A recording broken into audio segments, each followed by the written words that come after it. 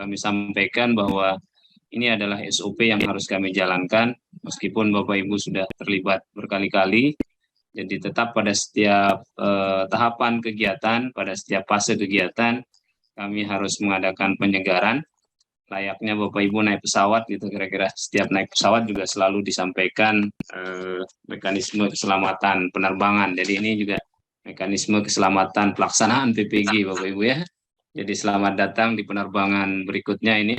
Penerbangan kita berikutnya ini adalah penerbangan untuk pengembangan perangkat pembelajaran kategori 2.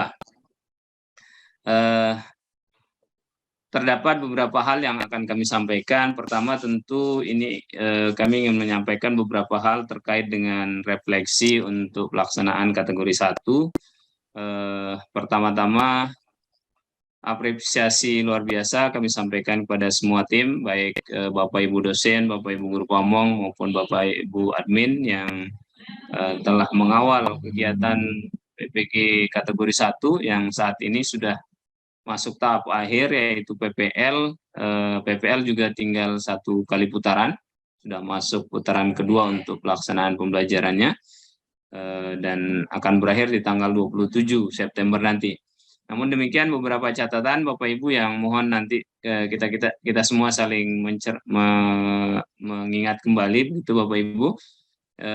Ini sekaligus juga menjadi perhatian kita nanti di kategori 2 Bapak Ibu. Yang pertama adalah terkait dengan pengisian jurnal harian. Mohon konsistensi untuk kita semua, terutama Bapak Ibu dosen. Jadi sekali lagi untuk Bapak Ibu dosen, jurnal harian mohon diisi setiap hari, namanya juga jurnal harian ya. Mohon bisa diisi setiap hari. Kemudian penilaian proses dan produk. Jadi sekali lagi untuk setiap fase kegiatan itu ada penilaian proses dan produknya. Penilaian proses itu terkait dengan keaktifan peserta, kemudian produknya biasanya penilaian untuk LK-LK yang dihasilkan pada masing-masing tahapan itu. Perlu kami sampaikan untuk ini juga masih hanya dilakukan oleh Bapak Ibu dosen. Jadi mohon Bapak Ibu guru pamong tidak melakukan penilaian sampai pada saat PPL saja nanti Bapak Ibu guru pamong untuk memberi penilaian. Meskipun di fase pengembangan perangkat yaitu ada fase peer teaching, penilaian juga masih diberikan dalam bentuk dalam bentuk secara lisan. Kalau yang secara tertulis masih dilakukan oleh dosen pembimbing. Nah, kalau misalnya terjadi ada guru pamong yang kebetulan terlanjur menilai di komponen penilaian proses maupun produk sebelum PPL, maka mohon Bapak Ibu dosen bisa melakukan editing penilaian atau penilaian, karena di sistem itu yang diminta adalah penilaian dari Bapak Ibu dosen. Jadi kalau sepanjang di LMS itu tidak ada bunyi penilaian guru pamong, maka Bapak Ibu guru pamong tidak perlu menilai dulu ya Bapak Ibu ya. Jadi insya Allah Bapak Ibu guru pamong sementara sampai sebelum PPL itu diminta mendampingi Bapak Ibu dosen, sekaligus memberi masukan-masukan terkait dengan persoalan praktis yang terjadi di berdasarkan pengalaman Bapak Ibu sebagai guru di sekolah, karena biasanya itu juga dibutuhkan pada saat diskusi-diskusi. Jadi sekali lagi terkait dengan penilaian, sampai dengan sebelum pelaksanaan PPL, penilaian hanya dilakukan oleh dosen pembimbing. Kemudian satu lagi khusus untuk di kategori 1, ada 6 mahasiswa kita yang masuk peserta khusus, yaitu peserta dari guru penggerak. Nah, peserta guru penggerak ini tidak dibebankan untuk mengikuti semua tahapan secara bertahap, secara urut gitu, tapi mereka hanya diminta untuk menyelesaikan laporan-laporan. Jadi ada 3 komponen laporan yang mereka harus selesaikan, yaitu di pendalaman materi ada 1 laporan, kemudian di pengembangan perangkat ada 1 laporan, dan di PPL ada 1 laporan. Nah, Bapak Ibu yang kebetulan bertugas di kelas itu nanti akan disampaikan oleh admin masing-masing, itu dimohon untuk melakukan penilaian terhadap laporan mereka. Insya Allah karena ini tugas tambahan, tentu juga ada kompensasi tambahan dari kami untuk itu. Tidak semua ini Bapak Ibu, hanya di 5 kelas, kalau tidak salah 2 di kelas PAUD dan 3 di kelas PGSD kalau tidak salah. Kemudian yang terakhir Bapak Ibu untuk kategori 1 bahwa teman-teman yang segera akan bertugas tambahan lagi di kategori 2 itu mohon bisa menyiasati bahwa untuk kegiatan PPL Bapak Ibu tuntutan pikonnya itu tidak setiap hari ya Bapak Ibu ya. Untuk PPL itu sekali lagi tuntutan pikonnya tidak setiap hari. Hanya yang diwajibkan itu adalah pengantar awal ketika akan melaksanakan pembelajaran, lalu kemudian di tengah-tengah kalau misalnya Bapak Ibu akan memberi masukan terhadap beberapa yang sudah melaksanakan atau ada permintaan dari peserta, kemudian atau ini juga yang tengah-tengah sebenarnya bisa diisi dengan sit in pada saat PPL, kemudian di akhir untuk refleksi. Jadi tidak wajib setiap hari karena untuk mulai besok ketika Bapak Ibu sudah terlibat lagi di kategori 2, maka yang wajib setiap hari itu adalah yang di kategori 2. Kalau yang di kategori 1 sekali lagi mohon disesuaikan waktunya. Ya tentu kami berharap Bapak Ibu bisa mengaturnya dengan baik. Itu Bapak Ibu untuk kategori 1. Kemudian kita lanjut untuk kategori 2. Sekali lagi untuk kategori 2 sebenarnya sudah mulai besok kita sudah mulai pada tahap fase yang kedua ya Bapak Ibu ya. Coba saya share screen. Ini sekali lagi hanya untuk mengulang saja Bapak Ibu apa yang sudah saya atau yang kami jelaskan pada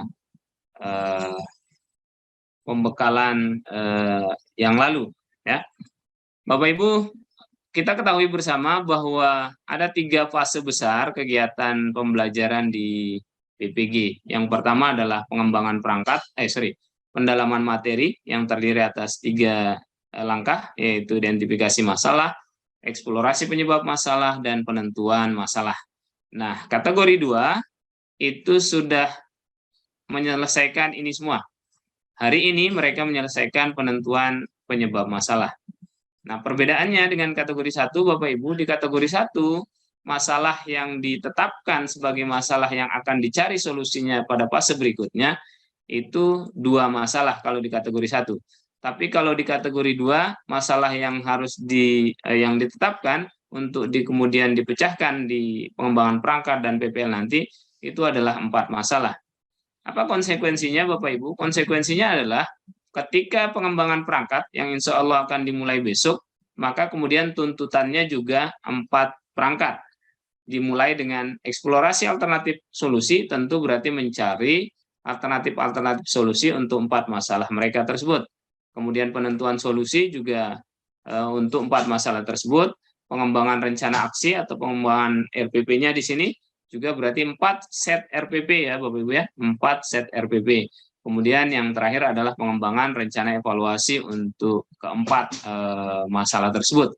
Nah, perlu kami jelaskan bahwa hari ini, malam ini yang kita mau seragamkan pemahaman kita adalah di fase ini ya Bapak Ibu ya, di pengembangan perangkat. Sekali lagi di fase pengembangan perangkat. Nah, sebagaimana biasa, sama seperti di kategori 1, pengembangan perangkat ini memiliki 4 langkah. Yang pertama adalah langkah eksplorasi alternatif solusi. Kalau di kategori 1 hanya 3 hari, nah di kategori 2 ini 5 hari. Karena apa? Tadi jumlah masalah yang dicari solusinya itu berbeda. Kategori 1, 2, kategori 2 itu adalah 4 masalah. Sehingga butuh waktu lebih panjang. Mekanismenya masih sama Bapak Ibu, di mana mereka mengeksplor berbagai alternatif solusi dari masing-masing masalah yang sudah ditetapkan dengan melakukan 2 kegiatan utama, yaitu studi literatur dan wawancara, baik wawancara teman sejawat, kepala sekolah, pengawas sekolah maupun wawancara pakar. Nah, itu 2 fasilitas yang mereka gunakan untuk melakukan eksplorasi alternatif solusi. Nah, yang ingin kami tekankan sekali lagi Bapak Ibu, ada LK 21 yang bisa digunakan sebagai pedoman atau penuntun untuk melakukan kegiatan ini. Tentu saja berdasarkan pengalaman Bapak Ibu di kategori 1, silakan bisa diteruskan praktek-praktek baik yang bisa dikembangkan. Kemudian yang berikutnya, 5 hari berikutnya adalah penentuan solusi. Jadi dari sekian banyak alternatif solusi yang sudah dieksplor baik melalui studi literatur maupun wawancara, baik wawancara teman sejawat kepala sekolah maupun wawancara pakar, maka mereka nanti akan menentukan solusi terpilih, ya, solusi terpilih untuk menyelesaikan masalah itu, tentu dengan berbagai landasan, berbagai alasan pemilihan yang tidak lepas dari tadi, dari hasil eksplorasi alternatif solusinya. Sekali lagi ini di 5 hari berikutnya. Ini 5 hari pertama, kemudian 5 hari berikutnya penentuan solusi. Nah, 9 hari berikutnya setelah 5 hari, kemudian adalah 9 hari. 9 hari ini adalah pengembangan rencana aksi. Nah, sebagaimana saya katakan tadi, karena masalah yang sudah ditetapkan, kemudian dicari solusinya itu 4, maka perangkat yang akan dikembangkan juga 4. Perangkat yang dikembangkan ini sama seperti di kategori 1 adalah satu set perangkat ya Bapak Ibu ya, mulai dari skenario pembelajaran, bahan ajar, kemudian ABP atau media, LKPD, dan instrumen evaluasi. Jadi itu namanya perangkat atau rancangan aksi yang harus dikembangkan. Jadi bukan hanya RPP-nya saja. Nah, yang sempat terjadi salah persepsi kita waktu di kategori 1 adalah instrumen evaluasi tidak dikembangkan di sini karena ada bunyi di langkah ke-7 itu adalah pengembangan rencana evaluasi. Nah, ini yang perlu kita seragamkan pemahamannya Bapak Ibu. Kalau di langkah 6 ini semuanya tadi mulai dari skenario pembelajaran, kemudian LKPD, media ABP, bahan ajar, dan instrumen evaluasi pembelajarannya Bapak Ibu ya. Jadi tetap dikembangkan di langkah ke-6 ini. Nah, yang dimaksud dengan pengembangan rencana evaluasi pada langkah ke-7 ini adalah pengembangan rancangan evaluasi untuk merefleksi pembelajarannya. Jadi bukan evaluasi di dalam pembelajaran itu, tapi evaluasi untuk merefleksi kegiatan pembelajaran. Nah, pedomannya nanti Bapak Ibu bisa kita perlihatkan. Jadi masing-masing apa yang saya jelaskan itu, apa yang dilakukan setiap hari sudah ada juga di sini Bapak Ibu. Saya pikir saya tidak akan baca satu persatu, garis besarnya seperti yang saya sebutkan tadi di atas. Nanti Bapak Ibu bisa cermati kembali, misalnya di hari ke-15 itu artinya mulai dari besok itu hari ke-15, karena pendalaman materi untuk kategori 2 itu 14 hari. Ya, kemudian nanti hari ke-15 sampai hari, ini rinciannya. 5 hari untuk eksplorasi masalah, berarti hari ke-15 sampai hari ke-19 ya. 5. Ya, ini 5 hari.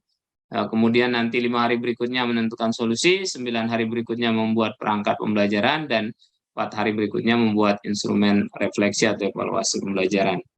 Ini tahapan setiap harinya Bapak Ibu. Jadi, nah ini LK yang saya maksud sebagai bahan untuk menuntun kita Bapak Ibu untuk mengarahkan peserta melakukan, misalnya kalau yang di fase eksplorasi alternatif solusi LK21 ini, untuk masalah terpilih yang akan diselesaikan, akar penyebab masalah, kolom 1-2 ini, mereka tinggal pindahkan apa yang mereka sudah tulis di LK14. Jadi ini tidak mikir lagi, jangan diminta membuat yang baru. Karena kalau minta membuat yang baru nanti susah lagi mengeksplorasi alternatif solusinya.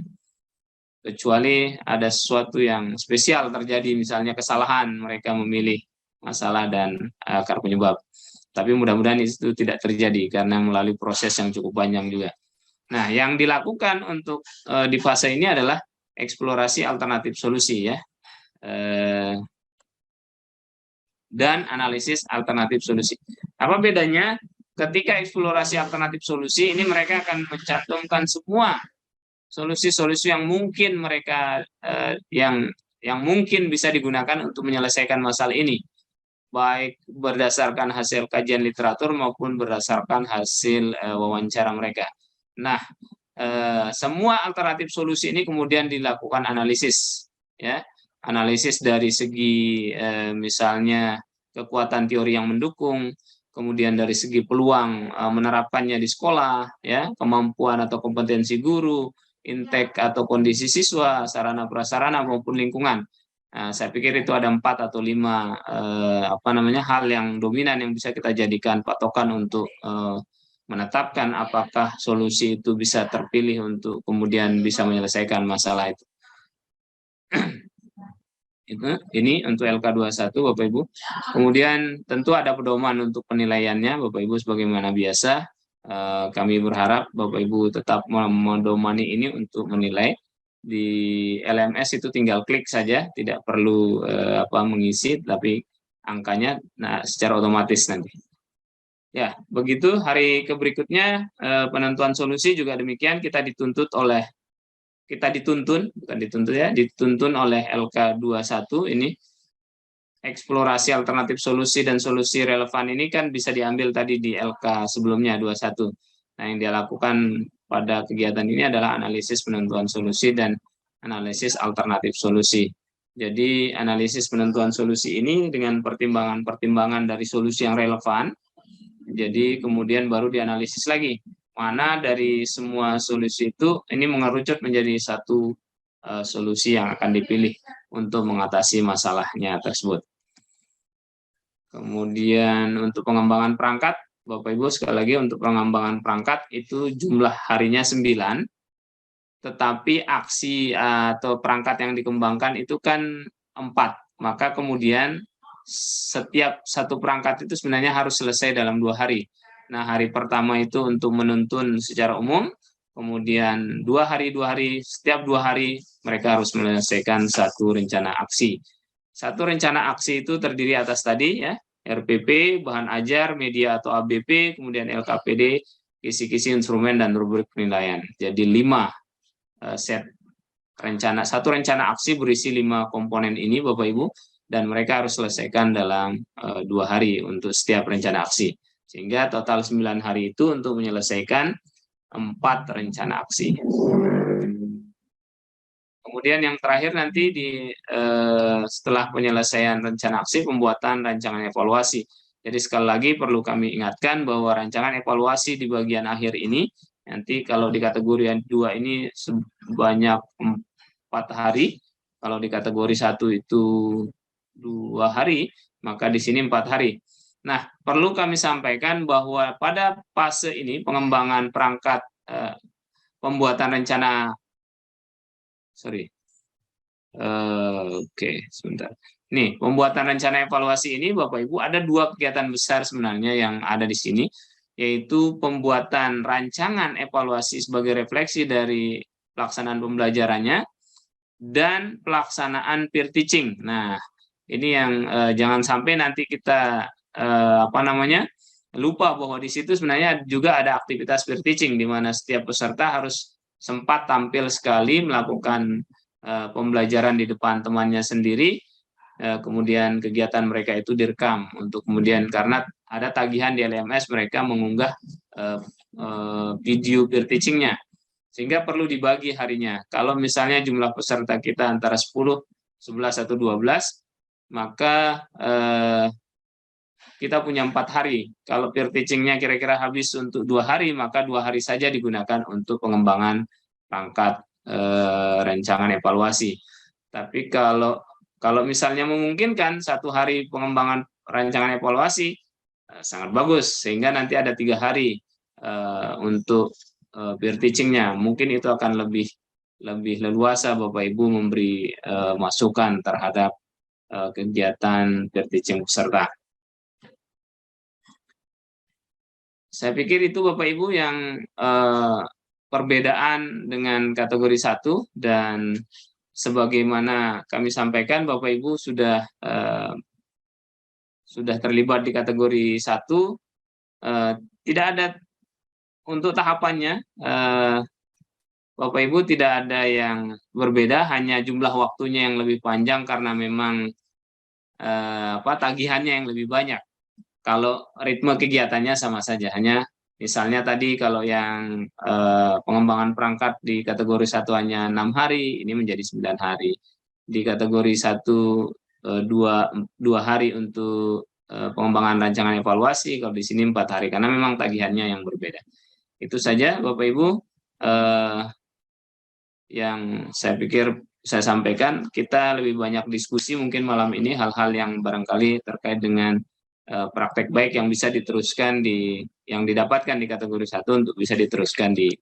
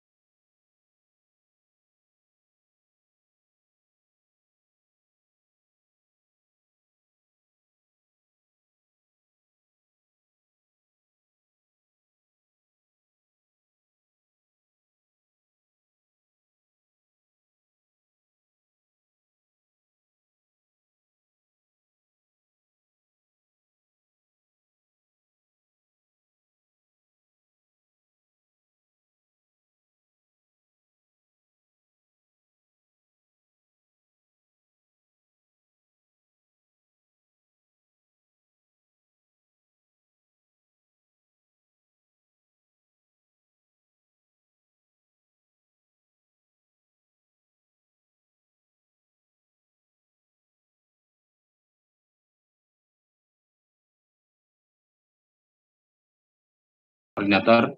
Baik Bapak Ibu yang kami hormati, sebagaimana selalu